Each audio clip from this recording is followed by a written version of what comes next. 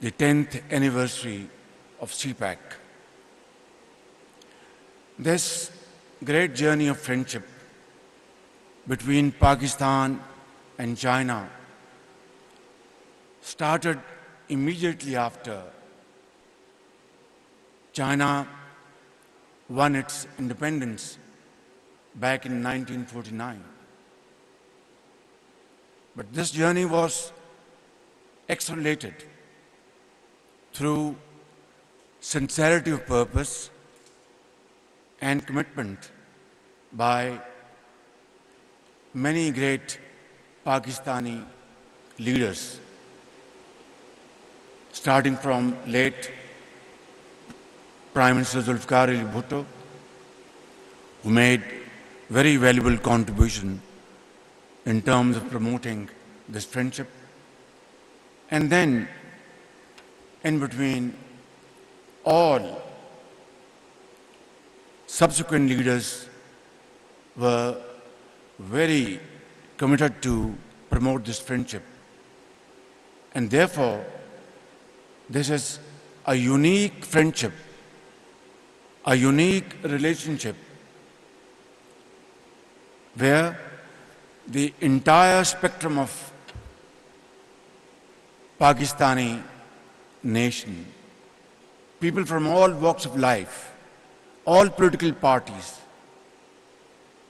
all institutions, they are committed to this great friendship. And then in April 2015, Your Excellency, President Xi Jinping was very kind to visit Pakistan. Of course, that was a visit which was postponed earlier for reasons well known to us and not to be described here. Had that delay hadn't taken place, these CPEC projects would have blossomed and some of them would have been completed much earlier. In April 2015, this agreement of CPEC was signed between President Xi Jinping and Prime Minister Shehbaz Sharif. And then we saw at lightning speed, projects were undertaken and completed. This is still in our memory that at that point in time, power outages had crippling impact on our industry and agriculture. Our exports were damaged irreparably because foreign importers would not trust Pakistani exporters because we didn't have energy to manufacture those export orders. Our agriculture had become pale. Our industry had come to a grinding halt. And thousands of workers were out of jobs. Excellency, this was the time when CPEC came to Pakistan's rescue. And as you said, that some of the projects were completed in a record period of time. This was under the joint leadership of President Xi Jinping and Prime Minister Shehbaz Sharif. I will not go into details because those have been very ably explained by you and Dr. Professor Chaudhry H.N. Iqbal. Suffice it to say that an amount of $25 billion were invested during this period. Hundreds and thousands of job opportunities were created, and production and exports were enhanced. I think this was a game changer. And this was the result of the vision and commitment and friendship President Xi Jinping has for Pakistan and the people of Pakistan. And Vice Premier, you were a linchpin. At that time, you were the chairman of NDRC. And I know for a fact, because I had dealt with you in those days along with my colleagues, you were very helpful to support CPEC projects speedily. And my friend, Vice Minister Sun Weidong, he was our ambassador, not only ambassador of China, but ambassador of Pakistan as well. He was very supportive. He was very helpful. I can go on and go on. And this story of great friendship will not end, but the night will fall. Vice Premier, we had other segments today in this ceremony. We had to drop a few of those because of devastating incident of terrorism which took place in Bajor yesterday. And our heart goes out to the families of the departed soul. And this is, again, a very important subject of our joint cooperation. We have to jointly deal with this menace. Pakistan has paid a huge price. Almost 80,000 Pakistanis have laid their life to fight this menace of terrorism, and we defeated it effectively years ago. And it is a great commitment and a great manifestation of our will to fight this menace till it is wiped out, not only from the face of Pakistan, but also in this region and in an extended way globally. Excellency, now we are entering the second phase of CPEC, which is even more interesting and extremely helpful in promoting investments, progress and prosperity in Pakistan and also in the region. And you have highlighted important areas of this second phase of CPEC, which is high quality development, which is growth corridor,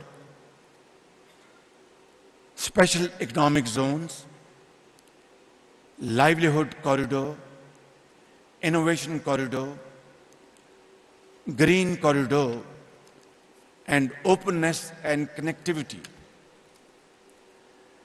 There is an effort, Your Excellency, to bypass Pakistan by some countries in this process of connectivity.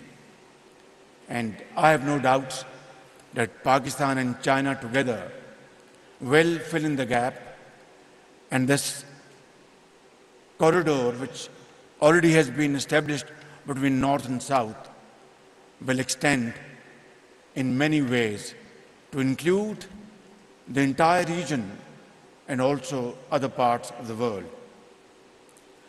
Gwadar, you have rightly pointed out, was a few years ago was a small village.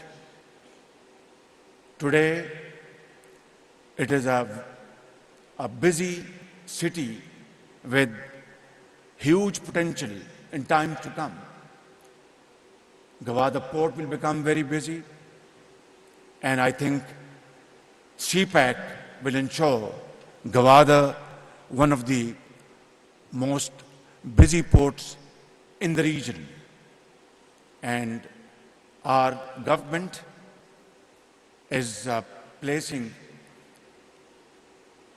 due focus and efforts to develop the sport with full speed and commitment. We have allocated sufficient resources.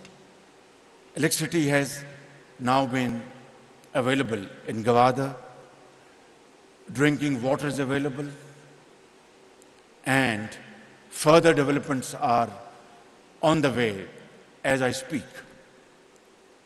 Excellency, Pakistan is going to turn around its economy by the grace of God through our multiple initiatives and programs. But let me, at this point in time, thank you and thank President Xi Jinping and thank Chinese government and people for supporting us at this critical juncture. Loan rollovers by Chinese banks, including Exim Bank, Bank of China, and other commercial banks, state-to-state safe deposits to the tune of billions of dollars in the last 4 months has been of immense help to us. And I can assure you from the core of my heart that myself, my colleagues sitting here, Foreign Minister Bilawal Bhutto Zardari, Finance Minister Ishaq Dar, Planning Minister Ahsan Iqbal, and all other colleagues sitting here and government officials, and the people of Pakistan in the four nook and corner in this country will remain ever so grateful to you and President Xi Jinping for supporting Pakistan financially in this very difficult time. And we shall never forget this very kind generosity and favor of yours for all time to come. But I want to say and add something here. We want to move away from these loans and borrowed monies, sums of monies. We want to move away from having handouts, aid and doles. We really want to stand on our own feet. We really want to show to the world that our people are brave people. They have great tenacity, great energy, and they are capable of facing the most difficult challenge and yet survive. The discussion and negotiation with IMF has been one of those challenges. And together with your support and our brotherly country's support, we have sailed through this storm successfully. But now is the time for us to have a reflection, introspection, and pause, and to carve out our way forward, which will make Pakistan and Pakistani look decent, respected in the eyes of our friends and foes. And the only way forward is to emulate Chinese model of growth. Even today, with these very difficult circumstances around the globe, your annual growth is still around 5.5%, which is commendable. And of course, in times to come, it's going to further improve. Your Excellency, this is where we need your support. This is where we need your expertise and learn from your experience. It is not a joke to take 800 million people out of the pit of poverty. Today, they are great contributing hands in the development of China, just in a matter of 3.5 decades. It's no less than a miracle. It has not happened anywhere else in the world. And therefore, it has happened only through visionary leadership's dynamism and hard work and untiring efforts and a journey of sweat and blood. I would be extremely grateful that today we agree to announce joint working groups to evaluate this growth model and convert this into, under Pakistan's prevailing circumstances. And I want to assure you, this nation, 220 million people of Pakistan, all political parties, political leadership, military leadership, judiciary, doctors, engineers, on one thing, there is total unanimity that China is our true and most sincere friend. Here is the time that we should now make use of this opportunity, because time and tide wait for none. This is an opportunity we want to cash upon. I would like to request you and propose that let's constitute a joint committee to look into these matters and come up with a sound proposal and which we can jointly implement with great speed. And I have no doubts, ladies and gentlemen, that Pakistan soon one day will stand on its own feet. We won't have to beg and borrow. We will generate our own resources through untiring efforts as the Chinese have done. We will alleviate poverty as China did. We will provide jobs as China did. And that will be the biggest gift we can offer to our ancestors. That will be the biggest source of satisfaction to those millions who gave their lives for Pakistan.